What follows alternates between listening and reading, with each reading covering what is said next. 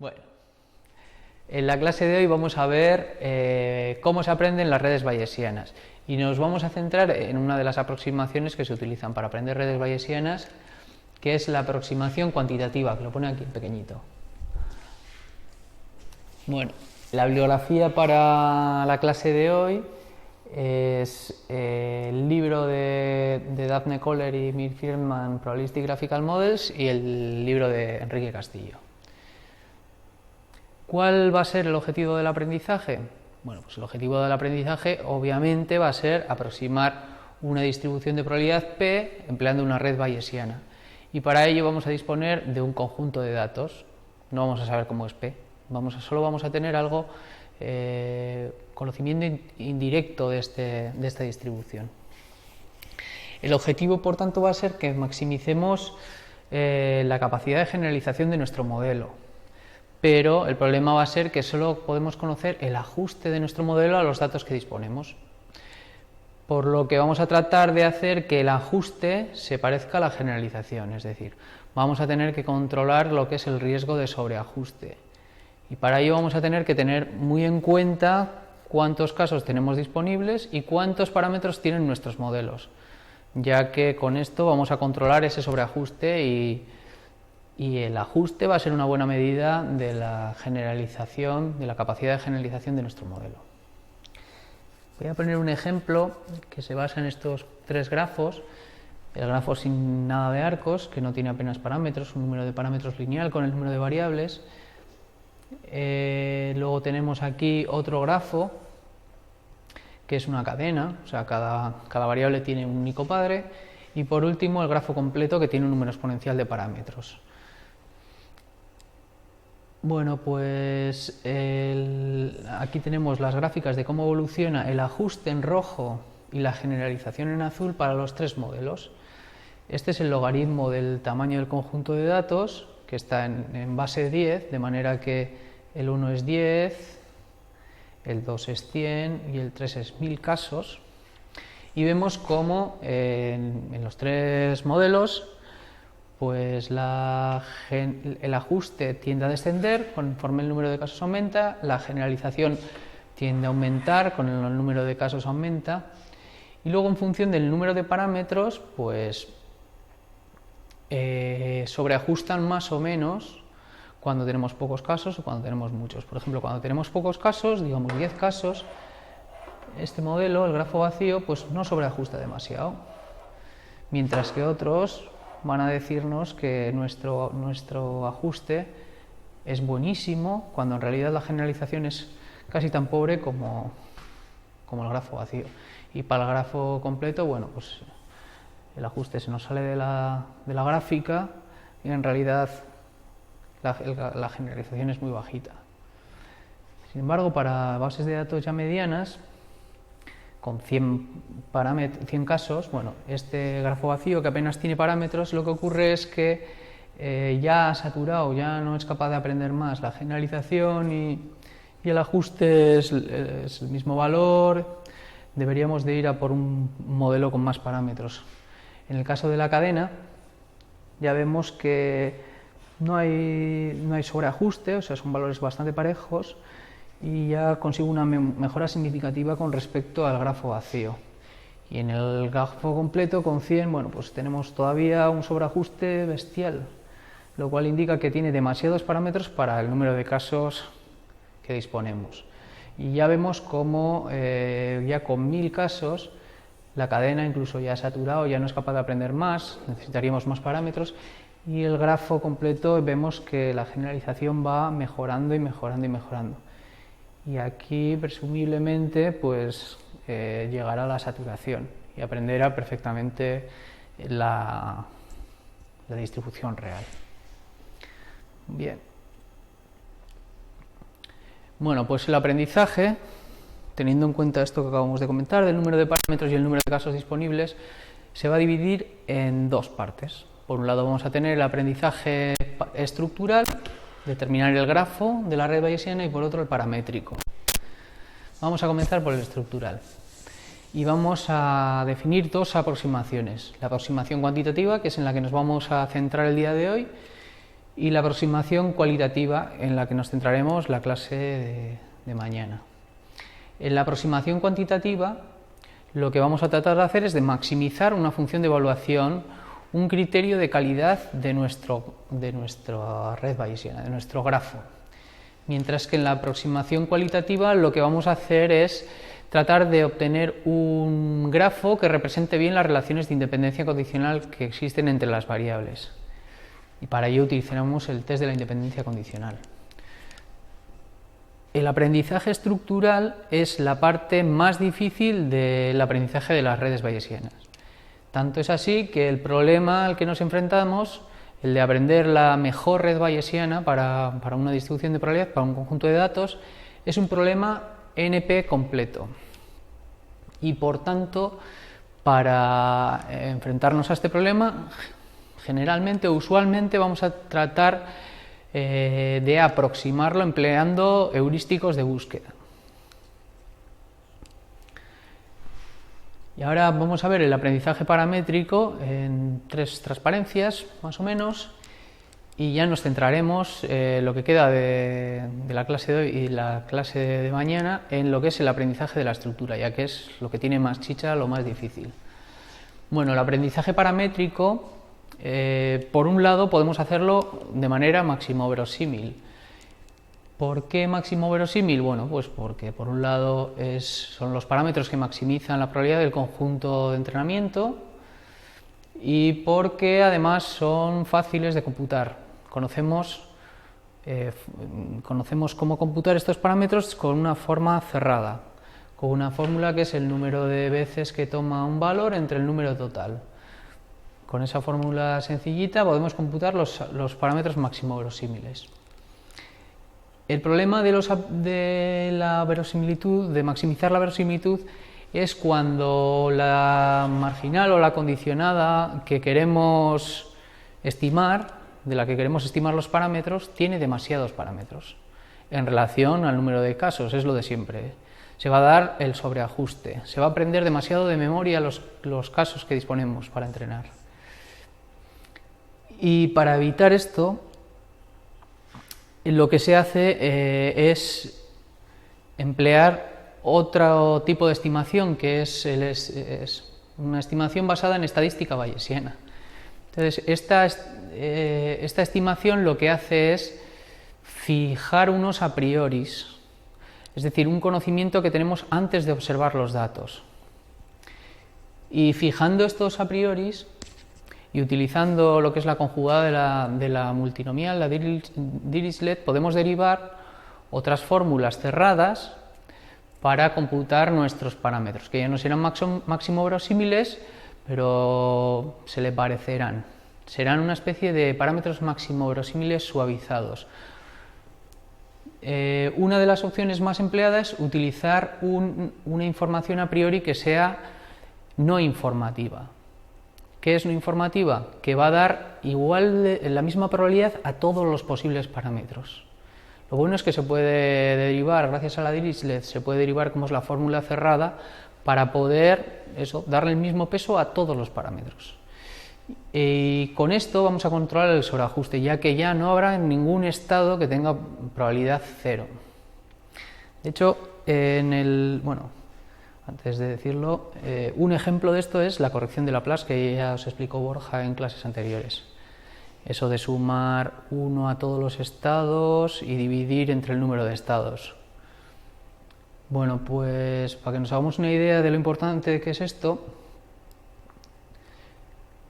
querría decir que para hacer estas gráficas, para el ajuste, no he necesitado utilizar estadística bayesiana para los parámetros, pero para lo que es la generalización sí, porque en cuanto un caso le asigna probabilidad 0, la generalización se iría a menos infinito.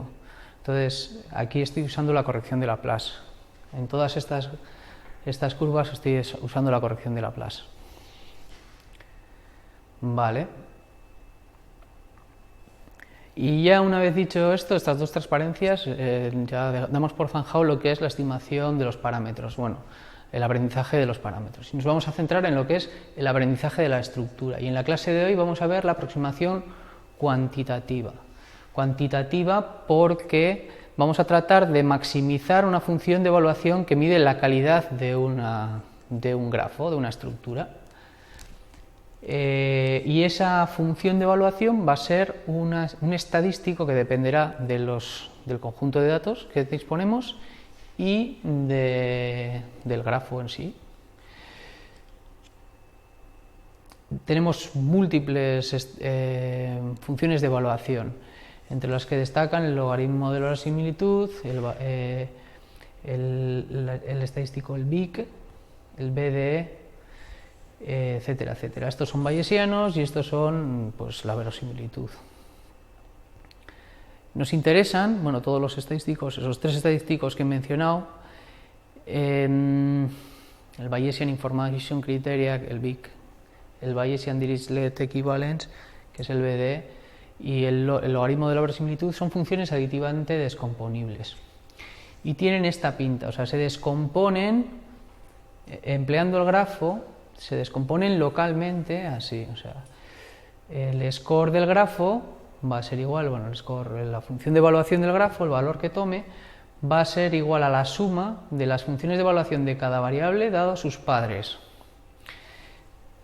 De manera que cambios locales en el grafo, o sea, cuando añadamos un nuevo padre, realmente va a modificar también el score solo localmente, no vamos a tener que recomputar todo, sino solo una pequeña parte del score. Y esto lo que va a posibilitar es pues, el diseño de heurísticos eficientes y robustos para poder hacer aprendizaje de redes bayesianas. De manera que las funciones aditivamente descomponibles pues son un gran invento para poder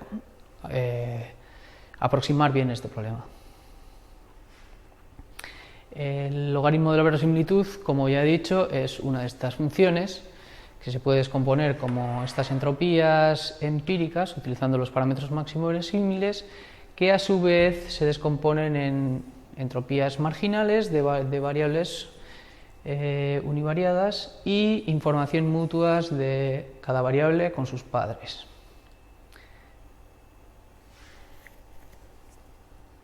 De manera que maximizar el logaritmo de la verosimilitud, como este término es constante, es decir, las variables van a estar siempre, da igual que añadamos o no añadamos arcos, van a estar ahí, este término es constante, solo va a depender de esto de aquí. Maximizar el logaritmo de la verosimilitud va a ser como maximizar la información mutua de xy y sus padres. Pero aún hay más. Realmente lo que nos interesa es ver cómo cambia este score para maximizarlo. Si añadimos un nuevo arco, ¿cómo cambia el score? Bueno, pues pasaríamos de que xy tenga a los padres de xy, y si añadimos el arco xj-xy, tendríamos también como padres a todos los anteriores y a xj. Bueno, pues la diferencia de estos dos estadísticos es la información mutua de xy y xj dado los padres de xy, que es el mismo que en el test de la independencia condicional que vimos hace unas clases. Este estadístico es mayor o igual a 0, tal y como dijimos, y es 0 si, solo si, xy es independiente de xj dado sus padres. Como ya sabemos, los datos, ya lo dijimos en la clase de la probabilidad y los parámetros, los datos rara vez muestran independencias y este estadístico, esta información mutua, va a ser por lo general mayor que 0. Por tanto, siempre que añadamos un arco va a aumentar la verosimilitud, es decir, la verosimilitud es monótona creciente con los arcos. Cuando le añadas arcos vas a aumentar la verosimilitud y por tanto vas a llegar a grafos con demasiados arcos. Casi seguro que llegas a grafos completos. Y ese es un problema. Ese es un problema ya que, como ya he dicho, la verosimilitud favorece los modelos que tienen muchos parámetros, como el grafo completo. Entonces hay dos posibilidades para evitar que esto ocurra. Bueno, para evitar el problema de la verosimilitud. Y es, por un lado, o limitamos la complejidad de las estructuras que nos interesa aprender, o penalizamos nuestra verosimilitud con la complejidad del modelo. Y vamos a ver un poco por encima ambas opciones. Cuando decimos limitar la complejidad del modelo, realmente es restringirnos a un subconjunto de las posibles estructuras que podemos crear con las redes bayesianas. De manera que, limitándonos a este subconjunto de estructuras, estemos controlando el número de parámetros de los modelos que vamos a aprender. Esto normalmente en redes bayesianas lo que se hace es limitando el número de padres que puede tener cada variable aleatoria, ya que, como dijimos en la clase de qué son las redes bayesianas, el número de parámetros de una red bayesiana crece exponencialmente con el número de padres. Bien, la segunda opción, penalizar la verosimilitud con el número de parámetros del modelo, la dimensión del modelo. Hay un montón de métricas que tienen esta forma de verosimilitud penalizada, y lo que hacen es buscar un equilibrio. O sea, cuando se maximiza esta métrica se busca un equilibrio entre lo que es la verosimilitud, maximizar la verosimilitud, y minimizar el número de parámetros, es llegar a un equilibrio. Y es una especie de métrica que prima la eficiencia de los parámetros. Cuando añado un parámetro, si ese parámetro es realmente útil, esta función de evaluación va a crecer. Pero si el parámetro que estoy añadiendo o los parámetros que estoy añadiendo no aportan nada a la verosimilitud o aportan poco, pues entonces esta función de evaluación va a disminuir. Y para dar porque nosotros aquí podríamos poner cualquier función que se nos ocurra, pero hay soluciones elegantes a este problema. Y están basadas en la estadística bayesiana. Nuevamente están basadas en utilizar información a priori y en utilizar la distribución conjugada de la multinomial, que es la Dirichlet. Normalmente lo que se hace es utilizar a priori no informativos, pero se puede, por ejemplo, dar más peso a ciertas estructuras o a ciertos arcos. Pero bueno, normalmente se usan a priori no informativos, es decir, todas las estructuras tienen la misma probabilidad.